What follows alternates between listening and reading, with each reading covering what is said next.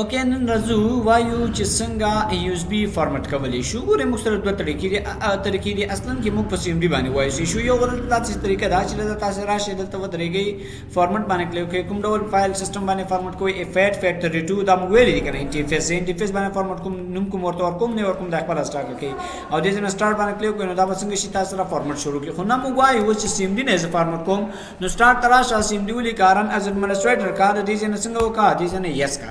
لومړی کمانډ دلته ولیکه چې ډیسک پارت چې ډیسک پارت دلته ګوره دا فایل دلته موږ سره لومړی داسې دلته وکنه اوس ګوره ډیسک پارت راغی دلته ولیکه چې لیس ډیسک چې ولیکه لیس ډیسک چې شو ډیسک پارت لیس ډیسک دلته ورته ولیکه چې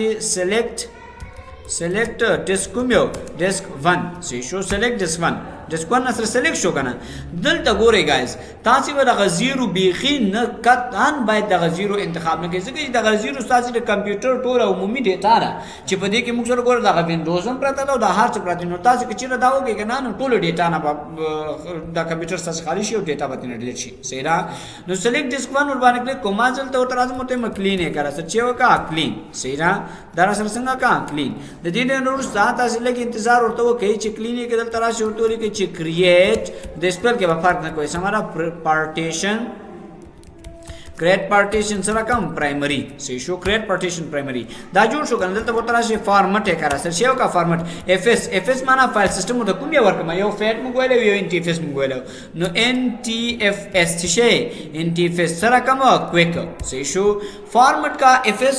فارمټ FS ایکوال انټرفیس کویک سمرا فارمټ یې کرا سره فایل سیستم ورته انټرفیس واچو کویک یې سره فارمټ کا صحیح را دا کویک اخیری کې ورته کور کوي چې دا باید موږ سره څنګه شي راشي ځکه چې دا موږ سره څنګه کیږي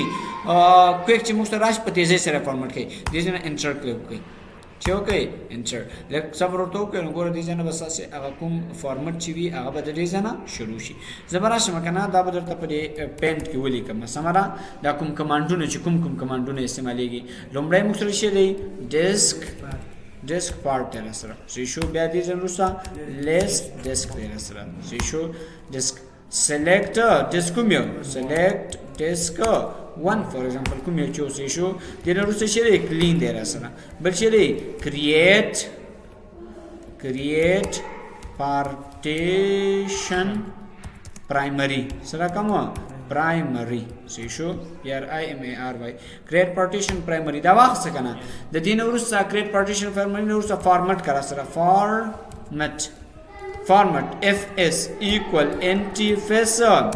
سره کوم انټرفیس فارمټ ایکوال انټرفیس کویک صحیح شو او د دې نه ورسته څنګه وکړي انتظار وکړي بیا مرا شو ته ولیکي چې اکټیو چې شي اکټیو او را به شو ولیکي چې ایگزیټ صحیح شو نو دا وګوره گایز دا به شي ټول هغه کمانډ شي چې څنګه کیږي چې په دې کې موږ نن استعمال کړل صحیح دا موږ سره ټول هغه کمانډ بر سره راشي سمرا ګوره دا څه کمانډ وکړو او دا به هم څنګه کو دا سلند یوسو صحیح شو نو ګوره دا به ټول موږ سره شي نو ګوره دا موږ سره څنګه شول دا موږ سره کمانډ شول اصلا کې دا غځای لګ ډیر غټ نیول او کنه یار تاسو ماته دومره نه وایي دولس زبرشم کنټرول ان دا به څنګه کو ډونټ سیو سی شو دلته به زرا شمه ټیکس به واخلو انټر لومړی موږ سره شي ډیسک پارت سی شو بیا موږ سره لیست ډیسک پارت لیست ډیسک دې سمره لیست ډیسک بیا شي سلیکټ ډیسک کوم یو 1 سلیکټ ډیسک 1 بیا دې نور څه شي کلین بیا دې نور سره کریټ پارټیشن سره کوم پرایمری کریټ پارټیشن پرایمری دا مو څه کنه دې نور څه شي فارمټ FORMAT فارمټ FS فایل سیستم سره کوم ایکوال انټرفیس سره دا مسوي کا او دا فارمټ چې لګ ورکې سره کې مورګه کویک لګ ورته ورکا صحیح شو او دې نور سره باغ حساب ته لګ انتظار کې دې نور سره اکټیو واخلې دې نور سره شي ایگزیټ صحیح شو نو دا به موږ سره څنګه شي دا او زموږ کو اساسي د CMD فارمټ صحیح شو چې په CMD باندې څنګه USB فارمټ کو نو دا ډیره مفید ده ها ځکه چې یو کله چې اوس